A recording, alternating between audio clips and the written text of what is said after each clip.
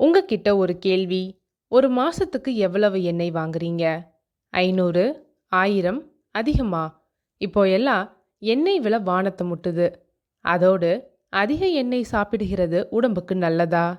இல்லைங்கிறதெல்லாம் நமக்கு நல்லாவே தெரியும். ஆனால் எண்ணெய் குறைச்சா ருசி குறைஞ்சிடுமேன்னு பயப்படுறீங்களா?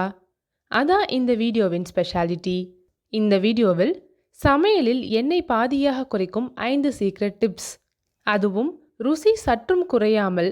மட்டுமல்ல, அதிக எண்ணெய் சாப்பிடுவதால் உடலில் என்ன நடக்கும், எந்தெந்த சமையல் முறைகளில் எண்ணெய் இல்லாமல் செய்யலாம் மற்றும் 3 சூப்பர் ரெசிபிகளையும் பார்க்கலாம். முடிவில் ஒரு போனஸ் டிப்ஸ். குழம்பில் எண்ணெய் அதிகமாகிட்டா என்ன பண்றதுன்னு தெரியுமா? அதையும் சொல்றேன், முழுசா பாருங்க. முதலில் ஒரு அதிர்ச்சிகரமான உண்மை. 1 கிராம் எண்ணெய் 9 கலோரி ஆற்றலை தரும். அதாவது ஒரு ஸ்பூன் எண்ணெய் 15 ml, சுமார் 135 கலோரி. இது சர்க்கரையை விட 2 மடங்கு அதிகம். தினமும் 3 வேளை சமையலில் 4-5 ஸ்பூன் எண்ணெய் போட்டால் ஒரு மாசத்திற்கு கூடுதலாக 20,000 கலோரி. இதுதான் உடல் எடை, கொலஸ்ட்ரால், இதய நோய்களுக்கு முக்கிய காரணம். Interesting fact: oil is not bad, excess is bad. இங்க ஒரு முக்கியமான விஷயம். நம் உடலுக்கு நல்ல கொழுப்பு, அதாவது ஹெல்தி ஃபேட்ஸ் தேவைதான். ஆனால் நாம் பயன்படுத்தும் சுத்திகரிக்கப்பட்ட எண்ணெய்கள், அதாவது ரிஃபைன்டு ஆயில்ஸ், அதிக வெப்பத்தில் புகைந்து டிரான்ஸ்ஃபேட்டாக மாறும். இது இரத்த நாளங்களை அடைத்து இதய பாதிப்பை ஏற்படுத்தும். அதனால்தான் எண்ணெயின் அளவை குறைப்பது மட்டுமல்ல, எந்த எண்ணெய் என்பதும் முக்கியம். சுத்திகரிக்கப்படாத நல்லெண்ணெய், அதாவது ஜிஞ்சலி ஆயில், கடலை எண்ணெய், கன்னி ஆலிவ் ஆயில் எண்ணெய், இவை ஆரோக்கியமானவை. ஹிஸ்டாரிக்கல் ஃபேக்ட்: அவர் ஆன்செஸ்டர் யூஸ்டு லெஸ் ஆயில். உங்களுக்கு தெரியுமா, நம் பாட்டிமார்கள் காலத்தில் ஒரு வாரத்திற்கு ஒரு பாட்டில் எண்ணெய் தான். ஏன்னா அவர்கள் எண்ணெயே இல்லாமல் பல உணவுகளை சமைத்தார்கள். ஆவியில் வேக வைத்தல், அதாவது ஸ்டீமிங், உலர வைத்தல், ட்ரை ரோஸ்டிங், மற்றும் மண்பானையில் மெதுவான தீயில் சமைத்தல், இந்த முறைகள்தான் இன்றைக்கும் சிறந்தவை. சரி, இப்போ ருசி குறையாமல் எண்ணெய் குறைக்கிற 5 ஸ்மார்ட் டிப்ஸுக்கு வருவோம். முதல் டிப்ஸ்: நான்ஸ்டிக் பாத்திரங்கள் பயன்படுத்துங்கள். ஸ்டெயின்லெஸ் ஸ்டீல் அல்லது இரும்பு கடாயில் சமைக்க அதிக எண்ணெய் தேவைப்படும். ஆனால் நான்ஸ்டிக் பேனில் ஒரு சொட்டு எண்ணெய் போதும், உணவு ஒட்டாது. நான்ஸ்டிக் பேன் வாங்கும்போது PFOA ஃப்ரீ மற்றும் செராமிக் கோட்டிங் உள்ளவைகளை தேர்வு செய்யுங்கள். இரண்டாவது டிப்ஸ்: வெங்காயம், தக்காளி வதக்க தண்ணீர் பயன்படுத்துங்கள். பெரும்பாலானோர் வெங்காயம் வதக்க ஏராளமான எண்ணெய் ஊற்றுவார்கள். அதற்கு பதில் கடாயை சூடாக்கி வெங்காயம் போட்டு நடுவே 2-3 ஸ்பூன் தண்ணீர், அதாவது சுடு தண்ணீர் தெளித்து வதக்குங்கள். தண்ணீர் ஆவியாகும் போது வெங்காயம் நன்றாக வெந்து எண்ணெய் இல்லாமல் கேரமலைஸ் ஆகும். இதே முறையை குழம்பு, கிரேவி எல்லாவற்றிலும் செய்யலாம். மூன்றாவது டிப்ஸ்: மசாலா, தேங்காய், வேர்க்கடலையை உலர வறுக்கவும், அதாவது ட்ரை ரோஸ்ட் பண்ணணும். குழம்பு அல்லது துவையல் செய்யும்போது பலர் எண்ணெயில் வதக்கி அரைப்பார்கள். அதற்கு பதில் வெறும் வானிலையில் மல்லி, சீரகம், மிளகாய், தேங்காய் துருவல் இவைகளை பொன்னிறமாக வறுத்து அரையுங்கள்.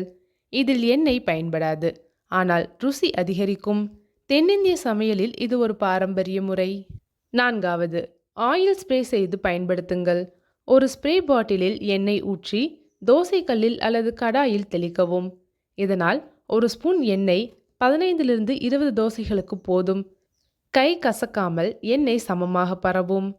கடைசி டிப்ஸ்: எண்ணெயில் பொரிப்பதற்கு பதில் பேக்கிங், ஏர்ஃப்ரையர் அல்லது ஸ்டீமிங் முறைகளை பின்பற்றுங்கள். உதாரணத்திற்கு, எண்ணெயில் பொரிக்கும் பக்கோடாவை ஏர்ஃப்ரையில் செய்யலாம். காய்கறிகளை அடுப்பில், அதாவது ஓவன் பேக் செய்யலாம்.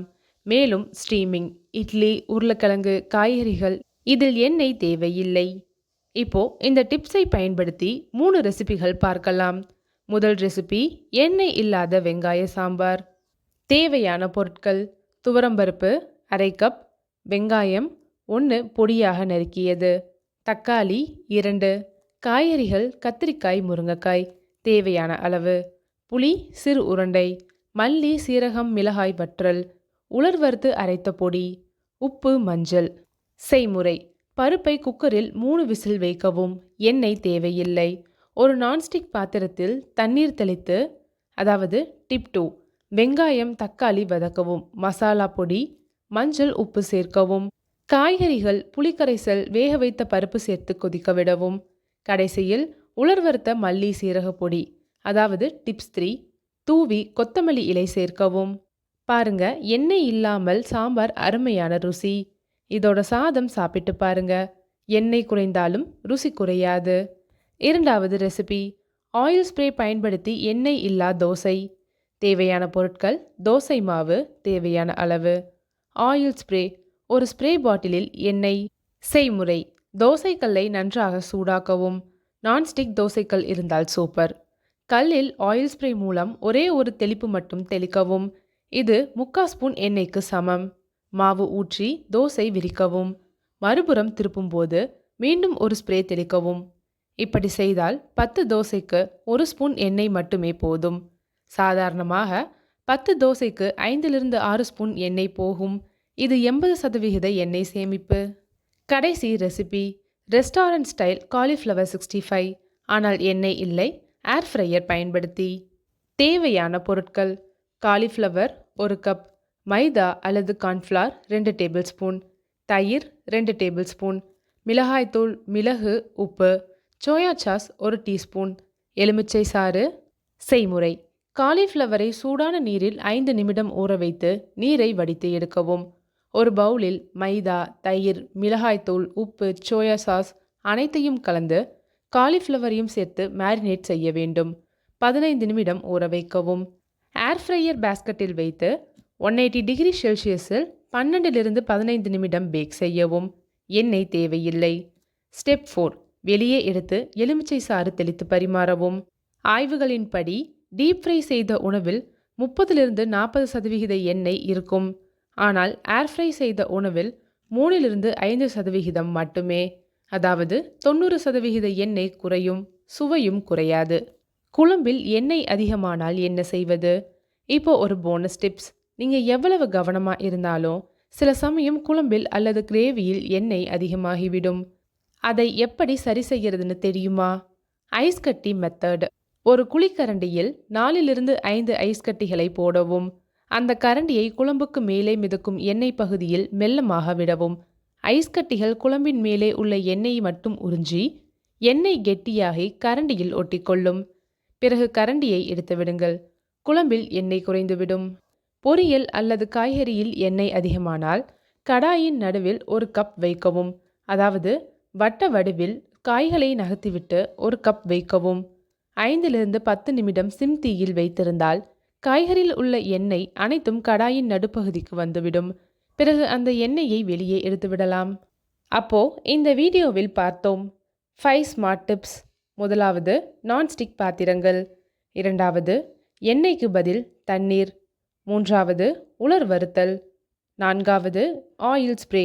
ஐந்தாவது, பேக்கிங், ஏர் ஃப்ரை அல்லது ஸ்டீமிங். 3 ரெசிபிகள்: எண்ணெய் இல்லாத sambar, oil spray dosa, air fry cauliflower 65. Bonus: குழம்பில் அதிக எண்ணெய் ஐஸ் கட்டி மூலம் நீக்கும் ட்ரிக். இதில் எந்த டிப்ஸ் உங்களுக்கு மிகவும் பயனுள்ளதாக இருந்தது? கமெண்ட்ல சொல்லுங்க. நீங்கள் எண்ணெய் குறைக்க வேறு ஏதேனும் ட்ரிக் செய்வீங்களா? பகிர்ந்து கொள்ளுங்கள். இந்த வீடியோ உங்களுக்கு பிடித்திருந்தால் லைக் பண்ணுங்க, உங்க நண்பர்களுக்கு ஷேர் பண்ணுங்க. அவர்களுக்கும் இது தேவைப்படலாம். சப்ஸ்கிரைப் பண்ணி பெல் ஐகானை அழுத்துங்கள். நன்றி. ஆரோக்கியமான சுவையான சமையல் வாழ்க்கை வாழுங்கள். வணக்கம்.